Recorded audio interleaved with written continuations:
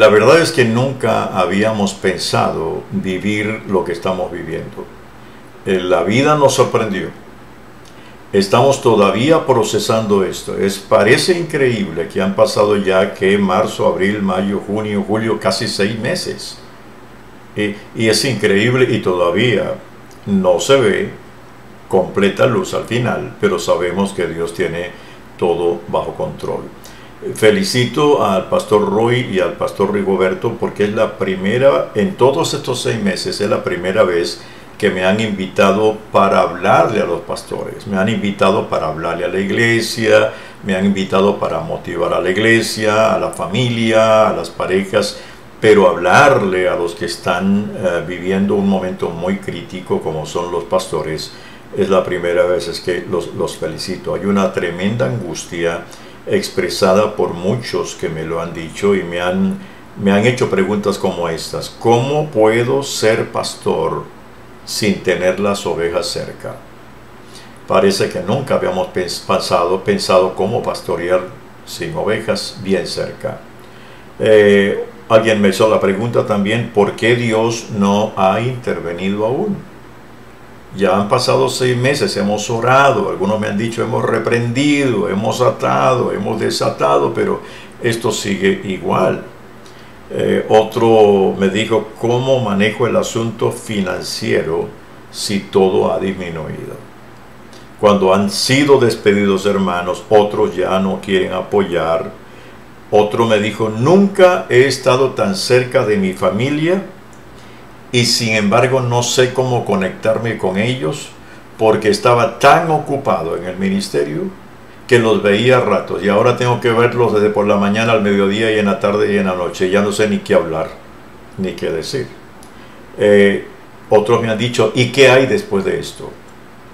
No lo sabemos. Sabemos que Dios tiene cosas nuevas para nosotros. Algunos me han dicho, ¿volveremos a ser iguales? Definitivamente no seremos iguales, porque algo está justamente cambiando. ¿Y cuál es la crisis que vive un pastor? Y lo curioso es que a veces en estos momentos al que menos llaman es al pastor muchas veces para preguntarle cómo está, tiene algo para comer, quiere que ore por usted. Más bien todos están esperando que nosotros los llamemos. ¿Cuál es la presión que está sobre muchos hombres y mujeres de Dios? La presión de no tener la conexión física con las ovejas es grande. La interrupción de la rutina ya establecida. Teníamos una rutina que fue quebrantada. Aumenta esta crisis ver hacia adelante y encontrar que estamos todavía en un túnel sin salida. La interrupción de eventos y programas que teníamos ya planificados. Yo tenía ya toda la agenda del año 2020 casi llena y todo se interrumpió en marzo. Eso no deja de ser un momento crítico.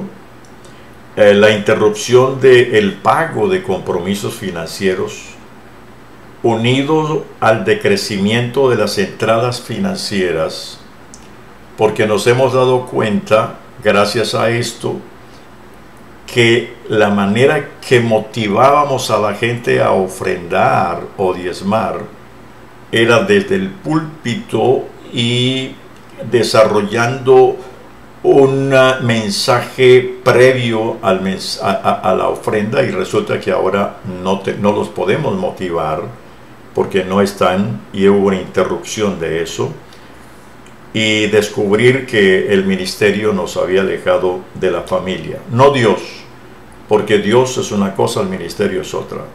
De Dios nunca debemos alejarnos y Él debe ser el primero, pero en cuanto al ministerio, primero debe estar la familia antes que el ministerio, y ahora no sabemos cómo conectarnos.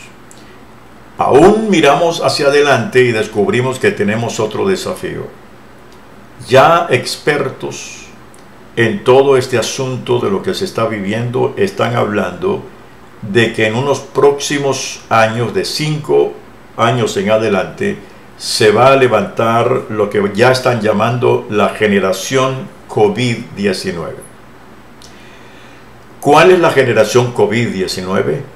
Son los niños de hoy, los preadolescentes y los adolescentes, que cuando lleguen a la edad de la juventud madura, van a llegar con muchos quebrantos emocionales, muchos conflictos espirituales y mucho quebrantamiento relacional. Y ya se ha dicho, yo soy parte de la Asociación Americana de Consejeros Cristianos, y se ha dicho que después de que pase esto, va a haber un gran tsunami de gente que va a llegar a las iglesias buscando ayuda espiritual, emocional y mental. Porque el ser humano se fractura frente a situaciones como la de ahora, que familiares que han muerto y no se ha podido ir a un funeral. El no poder celebrar el cumpleaños de alguien, ni siquiera ir a un matrimonio. Y ahora estamos con tapaboca por todos lados. Y ya nunca me había imaginado yo ver pastores que están predicando ahora con tapaboca, porque tienen que hacerlo, porque ya se está reuniendo a la gente, pero tienen que seguir los protocolos. Entonces se dice, esa va a ser la generación COVID-19, que son los niños de hoy que no entienden por qué no pueden estar con sus amiguitos. Ellos no procesan, ¿por qué no puedo visitar mis abuelos? ¿Por qué no puedo viajar donde viven mis tíos? Y todo eso produce un serio quebranto. Frente a eso, ¿qué es lo que tenemos que hacer? Bueno, aquí en realidad lo importante es que hablemos un poquito de este tema, es apacentando a los pastores. ¿En qué sentido y qué es lo que se está persiguiendo con todo esto? Nosotros pensábamos que, dijeron los discípulos camino a Emaús, después de que Jesús fue crucificado, y ellos no sabían que Él había resucitado. Y ellos tuvieron una crisis de fe y un conflicto teológico. Y cuando Jesús se les acerca, Él les dice, ¿por qué están tristes? Y ellos dicen, pues no oyó las noticias. Si ellos hubieran estado hoy, en el siglo de hoy, hubieran dicho, y no ha visto Fox ni CNN, las noticias dicen que mataron a alguien. Y después Él habló con ellos, no entendían lo que Él estaba hablando, pero Él los llevó completamente por todas las escrituras. Cuando se dieron cuenta, en medio del camino dijeron, y nosotros pensábamos que era el Mesías, y no sabían que estaba juntamente con ellos. Y en este momento nos preguntamos, y nosotros pensábamos que, alguien me dijo hace poco, ¿dónde está el Salmo 91? En ejercicio, cuando dice que al que habita al abrigo del Altísimo morará bajo la sombra del Omnipotente, y no caerán 1000 y 10.000 a tu diestra, y plaga no tocará tu morada. Eso produce un conflicto serio. ¿Cómo podemos ahora nosotros como pastores ser pastoreados? ¿Por quién? Por el Señor. Les invito a que vayamos al Salmo 23. Pero ahora vamos a verlo desde otra perspectiva. Hemos predicado del Salmo 23 para decirle a la gente que el Señor es su pastor. Pero nunca quizá lo hemos visto desde el punto de vista de ahora voy a ser nuevamente oveja. Aquí hay elementos que quiero que rescatemos para nuestra propia vida personal, que son los elementos del Salmo 23. Uno, el Señor nos dice, vuelves a ser oveja. Y el Señor nos está llevando a ser ovejas otra vez. Pero nos dice, mientras eres oveja, yo te voy a dar refrescamiento y descanso. Y voy a traer para ti renovación en y después. En la crisis y después de la crisis. ¿Va a haber oscuridad? Sí. pero también va a haber seguridad y presencia. Y en medio de todo esto va a haber celebración, honra y bendiciones. Y finaliza diciendo, y habrá bien detrás de ti, misericordia, bondad y eternidad. Tomemos rápidamente cada una de estas cosas. El Señor dice, vuelve a ser pastor. Y Él dice, el Señor, dice el salmista, el Señor es mi pastor. Él volvió a ser, él hasta ese momento había sido pastor de ovejas, pero cuando escribe este salmo, pasó de pastor a oveja y dijo, pero el Señor es mi pastor. Tengo todo lo que necesito. ¿Y qué es lo que necesito? No es solamente algo material. Necesito el acompañamiento espiritual, el relacional, el social. No lo tengo, pero entonces eso me lleva a disfrutar del Padre, del Hijo y del Espíritu Santo. Los ángeles del Señor están a nuestro alrededor para animarnos, así como animó el profeta y también y sostuvo en medio de la crisis del Getsemaní y en el Calvario a Jesús. Hay que volver a ser oveja. Y volver a ser oveja significa que tenemos que bajarnos de los pedestales donde de pronto nos hemos subido. Porque una de las grandes tentaciones que tenemos como pastores es subirnos a un pedestal. Pero me hace recordar a mí las palabras del Dr. Ted Roberts que dijo, al pie del Calvario el terreno es plano. No hay colinas, no hay pedestales, no hay plataformas. Al pie del Calvario el terreno es plano y el único que se levanta es el Señor Jesús.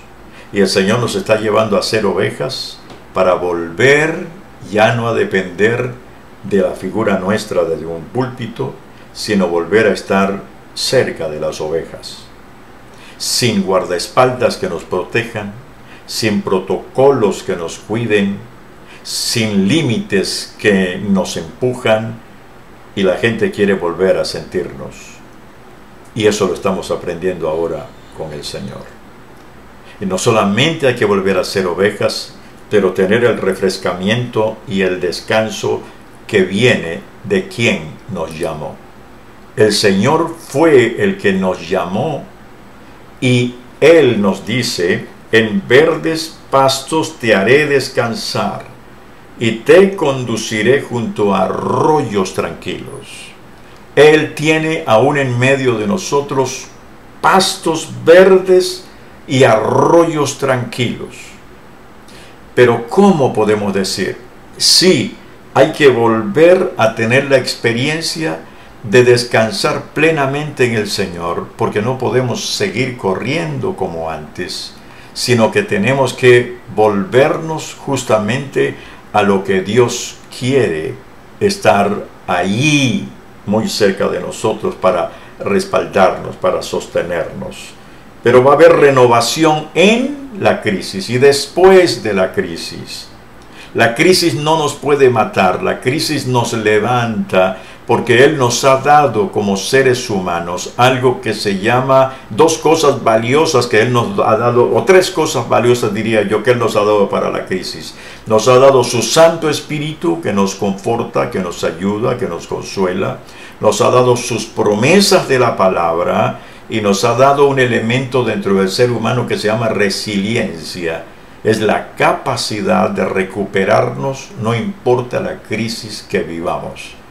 Nos podemos recuperar y el Señor es quien nos sostiene. Por eso Él dice, el salmista dice, Él renueva mis fuerzas y me refresca y me lleva a la renovación en la crisis. Dice, Él renueva mis fuerzas, me guía por sendas correctas y así da honra a su nombre.